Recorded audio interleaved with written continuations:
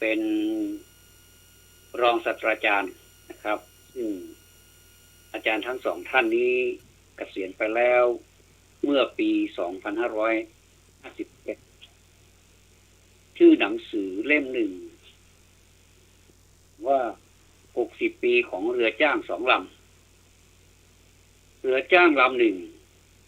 ส่งนักเรียนเล็กๆจนถึงฝั่งเป็นนักเรียนรุ่นใหญ่ เรือจ้างลำหนึ่งส่งนักเรียนรุ่นใหญ่ได้รับปริญญาและมีงานท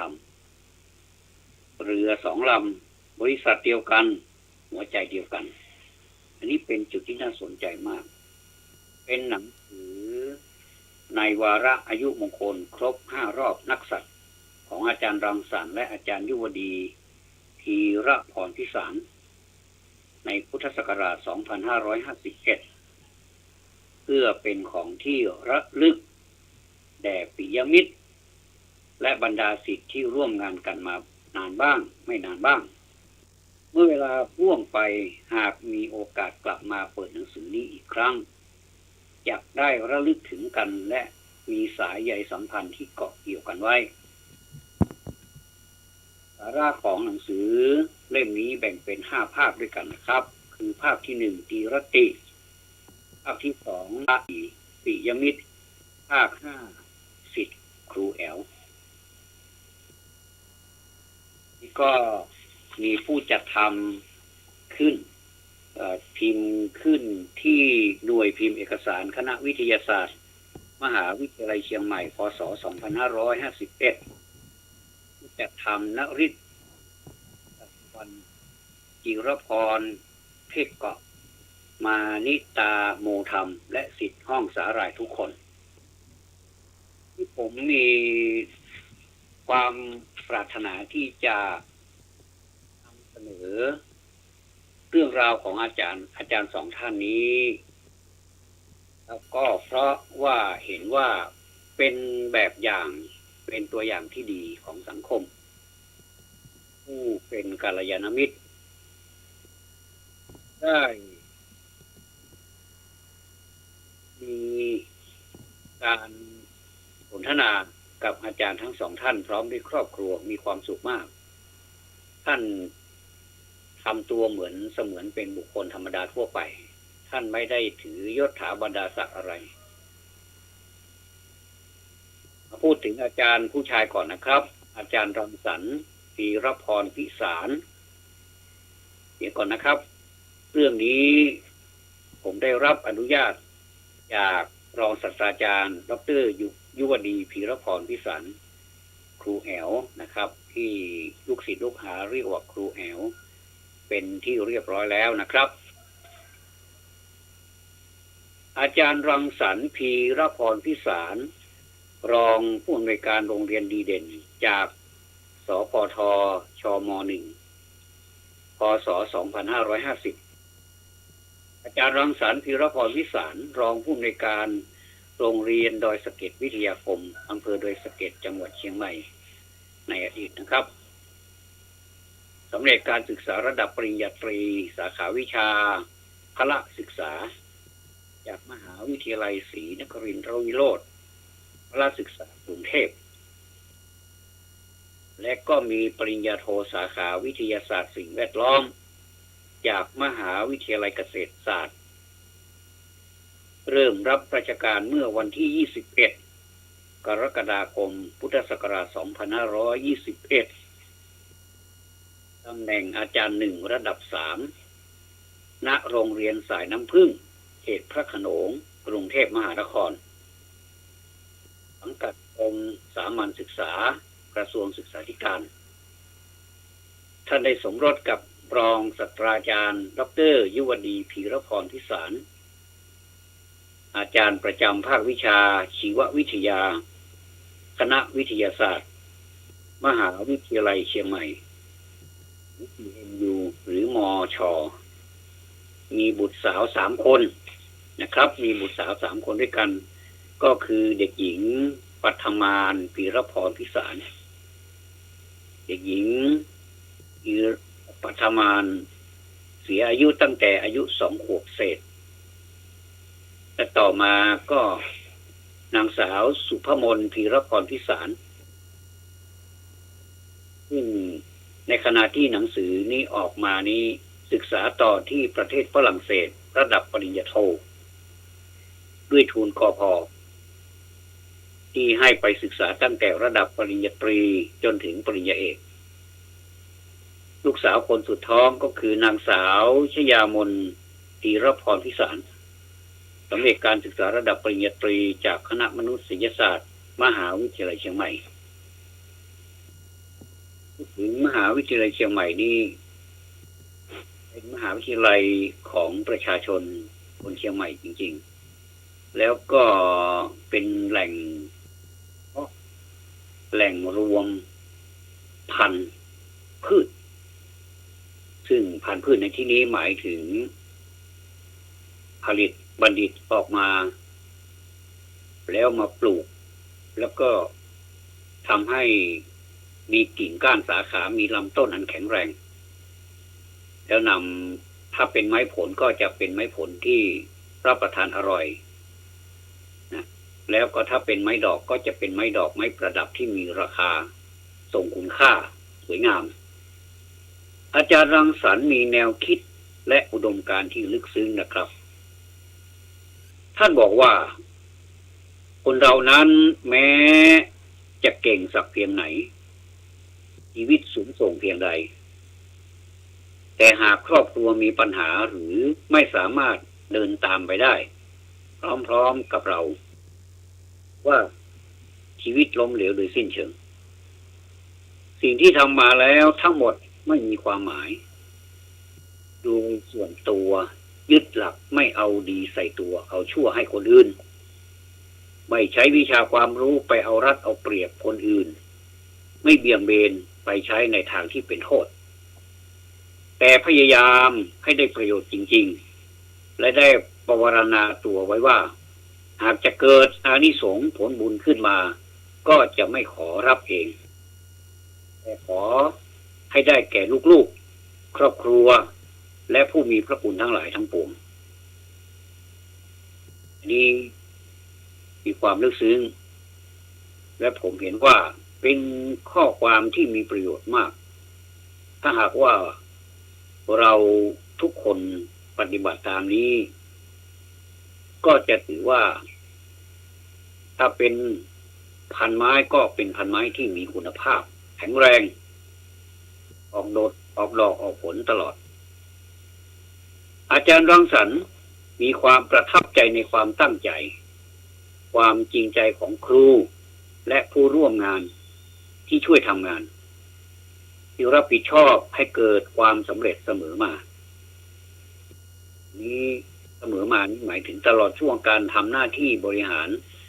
ในตำแหน่งผู้ช่วยและรองผู้อำนวยการโรงเรียนขอความช่วยเหลือมักได้รับความสำเร็จเสมอนี่เป็นคำคมของอาจารย์ท่านนะครับอาจารย์รังสรรค์นี่ได้รับเกียรติบัตรดีเด่นรองผู้อำนวยการโรงเรียนโครงการโรงเรียนในฝันสมบูรณ์แบบพุทธศักราช 2549 จากสปท.และประกาศนียบัตรรองผู้อำนวยการโรงเรียนดีเด่นจากสปท.ชม.1 ในพ.ศ. 2550 ถัดกันไปเลยนะครับได้รับรองผู้อำนวยการโรงเรียนโครงการโรงเรียนในฝัน 2549 แล้วก็เป็นผู้รองผู้อำนวยการโรงเรียนดีเด่นในพ.ศ. 2550 ติดกันเลยนะครับหลังจากเกษียณอายุราชการแล้วนะครับอาจารย์รังสรรค์และอาจารย์ยุวดีอาศัยอยู่ณบ้านเลขที่ 181/14 หมู่ที่ 2 ถนนอยู่เย็น 2 ตำบลช้างเผือกอำเภอเมืองจังหวัดเชียงใหม่นี่ผมชอบชื่อถนนนะถนนนี่ไม่ทราบว่าใครเป็นผู้ตั้งหรือว่าเป็นชื่อของคนที่อุทิศส่วนมากก็จะเป็นชื่อของคนที่อุทิศหรือไม่ก็จะมีความเป็นมานะครับอันนี้วันหลังถ้าไม่ลืมนะครับก็จะไปสืบเสาะหาความรู้มาว่าทำไมชื่อถนนอยู่เย็นก็เป็นสุขนะครับถ้าอยู่ไม่เย็นก็เป็นทุกข์ นี่ถนนอยู่เย็นนี่เป็นตำบลช้างเผือกอยู่ในเขตเทศบาลตำบลช้างเผือกตำบลช้างเผือกนี่ก็กว้างขวางมากนะครับมีหมู่บ้านเยอะมีคอนโดมีสารพัดเลยนะครับคือเป็นพื้นที่ที่กว้างขวางนี่เรามาพูดถึงอาจารย์ดีเด่นแห่งชาติปอมทผมจะอ่านเป็นภาษาย่อๆนะครับเพื่อประหยัดเวลาประจำปี 2550 สาขาวิทยาศาสตร์และเทคโนโลยีคือท่านรองศาสตราจารย์ดร.ยุวดีสารรองศาสตราจารย์ดร.ยุวดีพีรพรพิสารนี่รับราชการในภาควิชาชีววิทยาคณะวิทยาศาสตร์มหาวิทยาลัยเชียงใหม่วิทยาศาสตร์มหาบัณฑิตสาขาวิชาชีววิทยาวิทยาศาสตร์และด็อกเตอร์สาขาวิชาชีววิทยาจากประเทศออสเตรียเป็นออสเตรียนะครับไม่ใช่ออสเตรเลียออสเตรียท่านเริ่มรับราชการณวิทยาลัยครูฉะเชิงเทรานี้เป็นบ้านเกิดของท่านนะครับปัจจุบันฉะเชิงเทรานี้ก็คือมหาวิทยาลัยราชภัฏราชนครินทร์เขารับราชการที่นี่พ.ศ. 2515ทีนี้มีความจำเป็นต้องโอนย้ายไปยังศูนย์บริพันธ์เพื่อการศึกษาศูนย์บริพันธ์เพื่อการศึกษานี่ก็คือกรมการศึกษานอกโรงเรียนศูนย์การศึกษานอกโรงเรียนปัจจุบันนี้ก็คือศูนย์วิทยาศาสตร์หมายถึงศูนย์บริพันธ์นี้นะครับเป็นศูนย์วิทยาศาสตร์เพื่อการศึกษาสำนักงานส่งเสริมการศึกษาและการศึกษาตามอัธยาศัยการศึกษาตามอัธยาศัยนี่เป็นการศึกษาที่ผลิตบุคคลซึ่งมีความต้องการที่จะเรียนทางลัดแล้วก็ส่วนมากแล้วก็จะจบออกมาก็ยังมีคุณภาพเหมือนกันเพราะว่าเป็นการช่วยเหลือตัวเองมาตลอดเช่นการควบคุม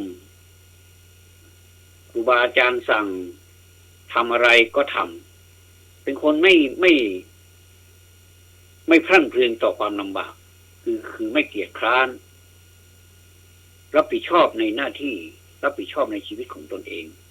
รู้ตัวอยู่ทุกขณะว่าขณะนี้กำลังเป็นอะไรเป็นนักศึกษาใช่ไหมเป็นนักศึกษาของกศน.ใช่ไหมกรมการศึกษานอกโรงเรียนนี่นะครับก็ผมก็เห็นหลายท่านที่มาจากสายกศน.นี้เป็นผู้ที่มีหน้าที่การงานอย่างชั้นสูงก็มีนะครับนี่ก็แสดงว่ากศน.นี้ก็เป็นคุณูปการเป็นสถานที่เป็นที่พึ่งของคนที่ไม่ค่อยมีโอกาสหรือว่าเมื่อตอนเป็นเด็กหรือว่าเป็นคนที่มีการศึกษาที่ไม่ได้รับตอนที่เป็นเด็กนะครับก็เลยต้องไปเรียนเอาตอนที่มีอายุแล้วมีหลากหลายนะครับมีหลากหลายถ้าใครอยากจะทราบว่าการศึกษาตามอัธยาศัยนี้เป็นอย่างไรก็ไปสัมผัสดูนะครับน่ารักมากเลยอันนี้ก็พอท่านย้ายจ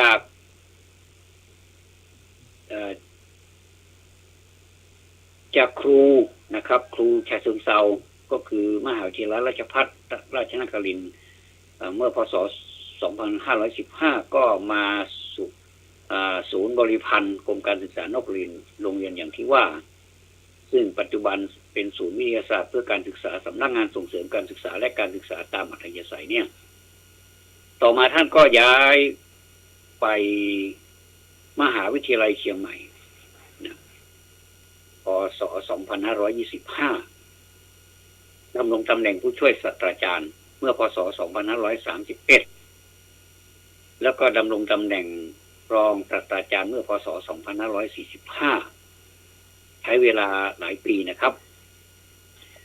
รองศาสตราจารย์ดร.ยุวดีพีรพรพิสารท่านสอนในมหาวิทยาลัยเชียงใหม่มากว่า25 ปี25 ปีนี่ถ้าจะนับไปแล้วก็ถ้าจะเป็นวัยคนนี่ก็ถือว่าเป็นวัยเบญจเพศ25 ปีนี้กำลังแข็งแกร่งเลยนะครับท่านก็สร้างลูกศิษย์ลูกหานะครับในระดับปริญญาโทสำเร็จการศึกษาไปแล้ว44 คนนับว่าเยอะเหมือนกันกำลังศึกษา3 คนนะครับระดับปริญญาเอกสำหรับการศึกษาแล้ว5สำเร็จการศึกษาไปแล้ว5 คนกำลังศึกษาอยู่11 คนอันนี้ก็คือในขณะนั้นนะครับงานวิจัยโดยเฉพาะเรื่องสาหร่ายเนี่ยท่านดำเนินมาเป็นเวลายาวนานเป็นที่ยอมรับในวงวิชาการว่าเป็นผู้เชี่ยวชาญเรื่องสาหร่ายถ้าผมจะแปลเป็นภาษาพื้นเมืองก็คือเตาแม่นหัวนอเตานะครับสาหร่ายเอาสาหร่ายก็แล้วกันท่านเป็นผู้เชี่ยวชาญเรื่องสาหร่ายได้รับทุนวิจัยทั้งจากในประเทศและก็ต่างประเทศมากกว่า30 โครงการด้วยกันถือว่ามากมีผลงานเผยแพร่ตีพิมพ์ฉบับเต็มในวารสารวิชาการระดับนานาชาติ29 เรื่องแล้วก็ระดับชาติอีก34 เรื่องมีงานแต่งตำรา9 เล่มได้รับรางวัลนักวิจัยดีเด่นแห่งปี 2542 ของคณะวิทยาศาสตร์มหาวิทยาลัยเชียงใหม่รางวัลผลงานวิจัยประยุกต์ดีเด่นประจำปี 2545 ของสถาบันวิจัยและพัฒนาวิทยาศาสตร์และเทคโนโลยีมหาวิทยาลัยเชียงใหม่รางวัลผลงานวิจัยประยุกต์ดีเด่นประจำปี 2545 คณะวิทยาศาสตร์มหาวิทยาลัยเชียงใหม่รางวัลผู้มีผลงานในการถ่ายทอดความรู้ทางวิชาการแก่สังคมและชุมชนดีเด่นประจำปี 2546 ของคณะวิทยาศาสตร์มหาวิทยาลัยเชียงใหม่รางวัลการตีพิมพ์ผลงานวิจัยลำดับที่ 2 ประจำปี 2549 ของสถาบันวิจัยและพัฒนาวิทยาศาสตร์และเทคโนโลยีมหาวิทยาลัยเชียงใหม่และได้รับรางวัลมหาวิทยาลัยเชียงใหม่ช้างทองคำและโล่ประกาศเกียรติคุณอาจารย์ดีเด่นสาขาวิทยาศาสตร์และเทคโนโลยีปี 2550 นอกจากนี้นะครับท่านยังผลักดันให้ศิษย์นำผลงานวิจัยไปนำเสนอทั้งในระดับชาติและระดับนานาชาติสามารถคว้ารางวัลในการนำเสนอทั้งการบรรยายและการเสนอแบบโปสเตอร์มาหลายครั้งนะครับงานวิจัยด้านสาหร่ายที่ทำนะครับมิได้เกิดขึ้นเฉพาะในประเทศยังมีความร่วมมือกับต่างประเทศมากมายรองศาสตราจารย์ดร.ยุวดีพีรพรวิสารดำรงตำแหน่ง Council Member ตัวแทนประเทศไทยในสมาคมสาหร่ายวิทยาประยุกต์แห่งเอเชียแปซิฟิกนะครับร่วมมือในโครงการแม่โขง River Commission หรือว่าตัวย่อ MRC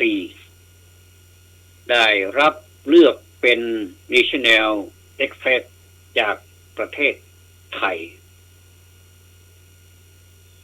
ทางด้านการใช้สาหร่ายขนาดใหญ่และไดอะตอมพื้นท้องน้ำในการติดตามตรวจสอบคุณภาพน้ำในแม่น้ำโขงไม่ใช่ธรรมดานะครับทำงานสาหร่ายนี่ยากนะครับท่านผู้ฟังเขาอยู่ในน้ำแล้วก็เราก็เอาเข้ามาวิจัยเพื่อเป็นประโยชน์กับงานนี้เป็นงานที่ยากงานวิจัยที่มีคุณค่าท ทำให้ได้รับอนุสิทธิบัตรสูตรการเพาะเลี้ยงสาหร่ายสไปรูลิน่าในปี 2547 เป็นสูตรที่ใช้สารเคมีเพียง 4 ตัวแต่สามารถเลี้ยงสาหร่ายสไปรูลิน่าได้เป็นการลดต้นทุนให้แก่ผู้เลี้ยงสาหร่ายเป็นอย่างมากผลงานชิ้นหนึ่งนะครับที่เป็นผลงานดีมากก็คือการใช้สาหร่ายเป็นดัชนีบ่งชี้คุณภาพน้ำด้วยการใช้ AARL นะครับเพื่อใช้แพลงก์ต้นพืชมาประเมินคุณภาพน้ำอย่างง่ายชัดเจนประหยัดค่าใช้จ่ายและเวลานอกจากนี้นะครับยังได้แนะนำการผสมสาหร่ายสไปรูลิน่าลงในผลิตภัณฑ์เครื่องสำอางซึ่งอาจพัฒนาเป็นอุตสาหกรรมได้ต่อไปเราจะเห็นเครื่องสำอางที่ผลิตจากสาหร่ายสไปรูลิน่านี้มากมายหลายบริษัทด้วยกันซึ่งเป็นสาหร่ายที่มีคุณค่ามีราคารองศาสตราจารย์ดร.ยุวดีพีรพรวิสารมีงานที่โดดเด่นมากอีกด้านหนึ่งคือการบริการวิชาการแก่ชุมชนทั้งการอบรมและการถ่ายทอดเทคโนโลยีให้แก่ชาวบ้านนะครับคือท่านถ่ายทอดเทคโนโลยีนี้นับตั้งแต่ระดับชาวบ้านไปเลยนะครับตลอดไปถึงนักเรียนนักศึกษาจนถึงระดับผู้ประกอบการและอุตสาหกรรมจนเป็นที่รู้จักเป็นอย่างดีมีการเผยแพร่ความรู้ไปตามสื่อหลายประเภทเช่นหนังสือพิมพ์วิทยุและโทรทัศน์ในด้านชีวิตครอบครัวท่านสมรสกับอาจารย์รังสรรค์พีรพรพิสารนะครับในขณะนั้นอาจารย์รังสรรค์พีรพรพิสารนี่เป็นรองผู้อำนวยการโรงเรียนดอยสะเก็ดวิทยาคมจังหวัดเชียงใหม่มีบุตร3 คนอย่างที่กล่าวแล้วนะครับคือในสมัยนั้นเรียนที่ประเทศฝรั่งเศสด้วยทุนกพ.ก็คือนางสาวสุภมนนะครับแล้วก็น้องสุดก็คือนางสาวชยามนจบจากมช.ด้วยการสอนนักศึกษาแบบกัลยาณมิตรสร้างบุคลากรที่ดีมีคุณภาพผลงานวิจัยจำนวนมากและมีคุณค่าต่อสังคมการครองตนที่น่าเคารพนับถือตลอดจนครอบครัวที่เป็นแบบอย่างที่ดีนะครับจึงสมควรยกย่อง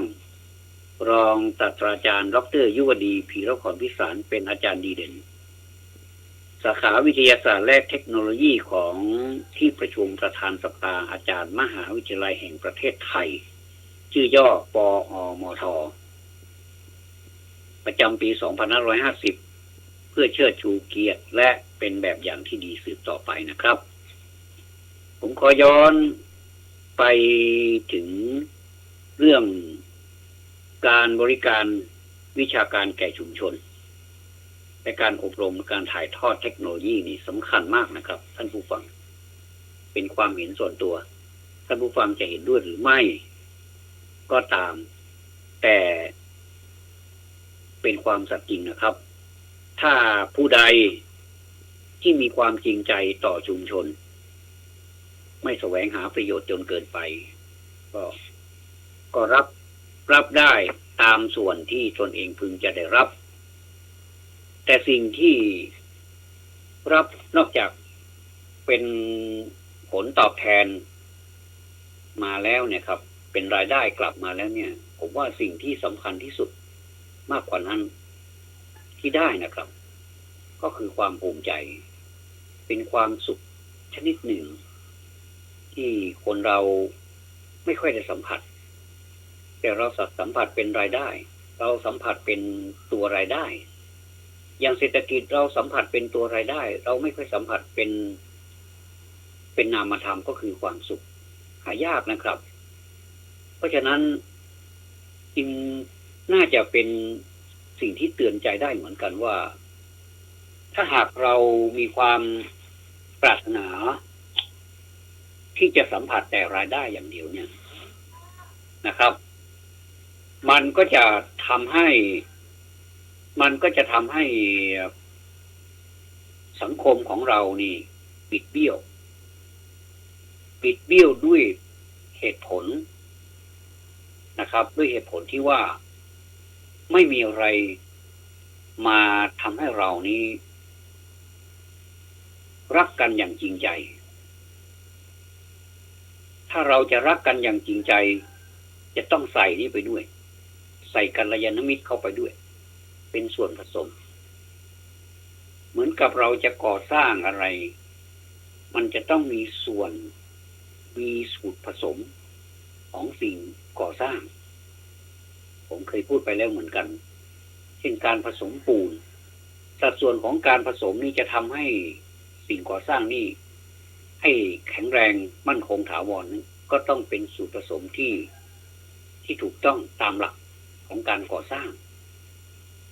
ไม่ใช่ว่าไม่สมบูรณ์แล้วก็ไม่ถูกส่วนผสมไม่ถูกก็จะทำให้สิ่งปลูกสร้างนั้นอายุไม่ยืน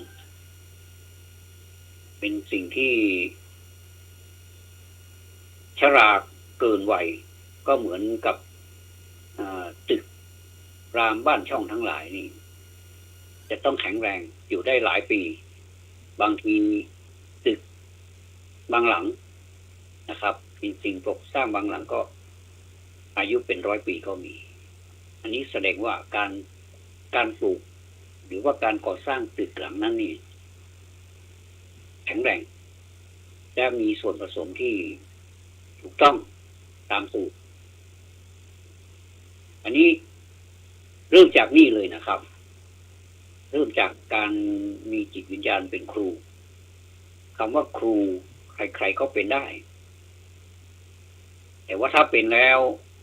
ถ้าไม่มีจิตวิญญาณของความเป็นครูก็จะเป็นครูที่ดีไม่ได้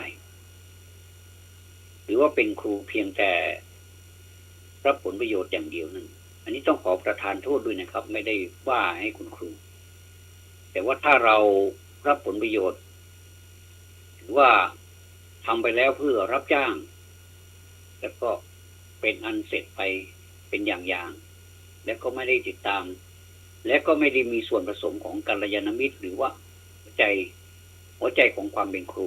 จิตวิญญาณของความเป็นครูไปเนี่ยก็จะได้รับผลครึ่งเดียวก็คือด้านเศรษฐกิจมีอยู่มีกินแค่นั้นเองนะครับอันนี้ผมเชื่อว่าคุณครูคำว่าครูนี้แปลว่าหนักแล้วนะครับท่านก็รู้นะครับว่าที่จะเอาวิชาอะไรไปให้เด็กเนี่ยตั้งแต่เด็กเป็นต้นไปเนี่ยนะครับมันจะต้องหนักมันจะต้องใช้ความอดทนใช้ความพยายามครับเพื่อให้สิ่งที่เราจะหล่อหลอมเนี่ยไม่ว่ามันจะเป็นอะไรที่หล่อยากหลอมยากเหลือเกินเราก็อดทนมันก็มีทั้งพระเดชแล้วก็มีทั้งพระคุณด้วยผมเห็นครูสมัยก่อนใช้ไม้เรียวจริงๆเลยไม้เรียวนี่ก็เขี้ยนจริงๆนะครับเขี้ยนจริงๆถ้าท่านเหล่านั้นนี่ฟื้นขึ้นมาได้นะครับท่านเหล่านั้นนี่ส่วนมากจะล่วงลับไปแล้วนะครับเพราะนานเหลือเกินถ้าอยู่ตอนนี้ก็อายุ100 กว่าไม่มีใครอายุมากมายถึงขนาดนั้นท่านก็ทยอยจากไปทีละท่าน2 ท่านครูแล้วเรามานึกถึงไม้เรียวถ้าเราสามารถเอาไม้เรียวนั้นที่ตีนักเรียนเนี่ยถ้านำมาได้นะครับผมว่าเอาทองคำปิดยกไว้ที่สูงๆแล้วก็กราบวันละ3 หนจะได้นึกถึงพระคุณครูและจะได้นึกถึงคุณค่าของไม้เรียวว่าไม้เรียวนี้สามารถเฆี่ยนสามารถตี ท่านตีกิเลสออกจากตัวเราออกจากตัวนักเรียนไม่ให้ความขี้เกียจไม่ให้ความเกียจคร้านทั้งหลายนี้เข้ามาครอบงำให้มีความขยันหมั่นเพียรให้มีความรักในการที่จะเรียนและก็เรียนให้สำเร็จอันนี้คือความปรารถนาของคุณครูทั้งหลายมาพูดถึงอาจารย์ท่านมีจิตวิญญาณของความเป็นครูหนึ่งละแล้วก็ท่านชอบให้ศิษย์มาเรียกว่าอาจารย์ไม่เรียกท่านสอนให้เรียกครูเพราะว่าคำว่าครูนี่ท่านบอกว่ามีความหมายมากกว่านักเรียนก็จะเรียกครู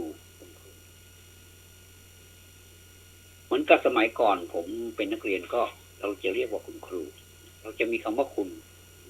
นำหน้าครูท่านสังเกตดูไม่ว่าจะเป็นครูศิลปะครูอะไรก็ตาม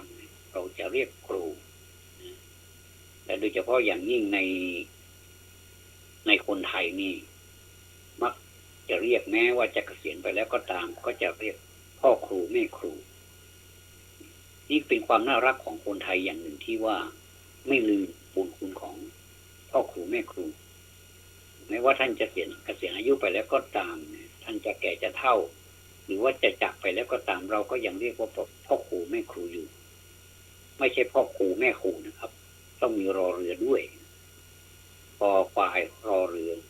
สระอูครูนะครับไม่ใช่ครูถ้าครูนั้นเป็นครูน้ำนะครับปออูครูฉะนั้นถ้าเป็นพ่อครูแม่ครูแสดงว่าท่านเป็นบุคคลสำคัญคุณครูแอวของเราก็เป็นหนึ่งในนั้นเหมือนกันครูที่มีจิตวิญญาณของความเป็นครูและโดยเฉพาะอย่างยิ่งเนี่ย หน้าตาของท่านนี่จะยิ้มอยู่ตลอดได้มีโอกาสได้สนทนากับท่านหลายครั้งนะครับพอสมควรก็ท่านเป็นบุคคลที่ใจดีมากแล้วก็มีความปรารถนาดีต่อศิษย์นะในการที่จะให้ศิษย์ทั้งหลายเนี่ยได้รับความรู้เหมือนกับตัวเองรู้อย่างน้อยที่สุดก็ถ่ายทอดไปให้มากที่สุดก็แล้วกันก็มีทั้งนักเรียนที่ก็เป็นธรรมดานะครับไม่ว่าจะเป็นรุ่นไหนจะเป็นสอนอะไรนี่ก็มีนักเรียนทั้งแบบเกเรนะพูดกันตรงๆเกเรบางทีก็ไปเจออันธพาลก็มีแต่คุณครูก็เอาอยู่จนเขาเหล่านั้นหลายคนนะครับที่เคยเป็นในอดีตนี้เป็นอันธพาลเป็นหัวโจกเป็นสารพัดเป็นนะครับแต่ว่าพอเติบโตขึ้นมาแล้วก็ไปได้ดิบได้ดีระลึกถึงคุณครูอยู่เสมออันนี้ถ้าไม่ยกผลที่ได้จากอานิสงส์ของคุณครูไม่รู้จะไปพูดคำไหนได้รับจากไหนก็ได้รับจากคุณครูนี่เองนะครับมีหน้าเราท่านถึงได้โด่งดังนะครับไปจนถึงการเผยแพร่ความรู้ในสื่อหลายประเภทด้วยกันเช่นหนังสือพิมพ์ก็ลงวิทยุก็ลงและโทรทัศน์ก็ลงวันนี้ผมได้นำเอาเรื่องราวของท่านมาลงอีกคงจะไม่สายเกินไปที่พวกเราจะได้รับทราบจะได้รับรู้หลายท่านคงรู้จักท่านรองศาสตราจารย์ดร.แอวนะครับดร.ยุวดีพีรพรพิสารครูแอวของเราถ้าในแวดวงของวิชาการนี้มักจะรู้จักกันเพราะว่ามีเพื่อนฝูงเยอะและก็ลูกศิษย์ลูกหาก็เยอะนะครับดังนั้นเนี่ยผมมาพูดในวันนี้ถือว่าเป็นมงคลเราเอาเรื่องราวหรือว่านำเรื่องราวของคนที่เป็นตัวอย่างถือว่าเป็นสิริมงคลเป็นสิริมงคลต่อผู้ฟังนะก็อีกประโยคหนึ่งก็คือด้วยการสอนนักศึกษาแบบกัลยาณมิตรกัลยาณมิตรนี่ใครพูดก็ได้นะครับแต่ว่าใครเป็นอันนี้เราต้องดูพฤติกรรมดูการกระทำเป็นหลักเป็นเจตนานะครับไม่ใช่พูดแต่เพียงแต่ปาก ได้กัลยาณมิตรก็พูดได้ไปที่ไหนเราก็เป็นกัลยาณมิตรกันนะแต่ความประพฤติมันแย่งกันอย่างนี้ครับก็ถือว่าไม่ใช่กัลยาณมิตรจริงเป็นเพียงแต่กัลยาณมิตรที่เอามาพูดกันเพื่อให้เกิดความสุขแค่นั้นเองแล้วท่านก็มีความปรารถนาอย่างแรงกล้านะครับ ในการสร้างบุคลากรที่ดีมีคุณภาพการสร้างบุคลากรที่ดีมีคุณภาพเนี่ยเป็นการสร้างที่ยากเหมือนกันนะครับท่านผู้ฟังไม่ใช่ว่าจะสร้างได้ง่ายๆคนเราเนี่ยต้องใช้เวลาแล้วก็ใช้ความสามารถบุคคลที่จะไปสร้างบุคลากรให้รู้ให้มีความสามารถเหมือนตัวเองนั้นจะต้องเป็นคนที่มีความรู้จริงๆต้องเป็นคนที่มีความรู้ในสาขาวิชานั้นจริงๆถึงจะไปสร้างได้อันนี้ท่านก็เป็นบุคคลเช่นนั้นจริงๆคือสร้างบุคลากรขึ้นมาไม่เพียงแต่จำนวนเท่านั้นแต่มีคุณภาพด้วยเหมือนกับเราจะผลิตสินค้าอะไรสักอย่างเอาง่ายๆเราจะผลิตสินค้าเป็นขนมจะผลิตขนมอะไรถ้าเป็นชาวบ้านจะผลิตขนมอะไรจะทำขนมอะไรขายให้มันมีคุณภาพแล้วก็มีรสชาติที่เป็นธรรมชาติเป็นออร์แกนิก เป็นออร์แกนิกที่สุดคือเป็นรสชาติเดิมๆนะครับอย่างเช่นสมัยก่อนถ้าท่านชอบขนมรังผึ้งนี่ผมก็เคยพูดแล้วเหมือนกันแต่ขออนุญาตพูดอีกครั้งหนึ่งก็แล้วกันขนมรังผึ้งนี้มีส่วนผสมหลายอย่างครับแต่ว่าผลผลิตที่ออกมาแล้วเนี่ยเป็นที่ประทับใจซื้อแล้วก็ซื้ออีกซื้ออีกก็ซื้อแล้วทานแล้วก็ทานอีกนะครับทานอีกก็ทานแล้วก็ซื้อไปเรื่อยๆได้สตางค์แล้วก็ไปซื้อขนมรังผึ้งผมเป็นคนชอบขนมรังผึ้งเป็นชีวิตจิตใจแต่ขนมอื่นๆก็ชอบเหมือนกันเช่นขนมครกขนมปาดขนมสอดไส้ขนมอะไรนี่นะแต่ว่ารังผึ้งนี่เป็นอันดับหนึ่งเลยนะครับชอบรับประทานตอนสมัยเป็นเด็กๆแล้วก็ราคาก็ไม่แพงเพราะสมัยนั้นค่าของเงินบาทมันแพงก็เลยสินค้าก็ดูเหมือนไม่แพงด้วยนะแต่ถ้าเอามาใช้สมัยนี้ไม่ได้แล้วนะครับเดี๋ยวนี้นี่5 บาทนี่ยังซื้อเกือบไม่ได้เลยนะครับก็ต้องเป็น10 บาท20 บาทแล้วก็ไม่ว่าท่านจะผสมแบบไหนแต่ว่าผลงานที่ออกมานี้อร่อยเหลือเกินนะครับมันคล้ายๆกับว่ามันกรอบนอกแล้วก็นุ่มในแล้วก็มีกลิ่นหอมแล้วก็ขนมประเภทนี้นิยมใช้ตองห่อไม่มีถุงพลาสติกถึงมีเขาก็ไม่ใช้นะครับใช้ตองกล้วยนี่แหละขนมครกก็เหมือนกันก็ใช้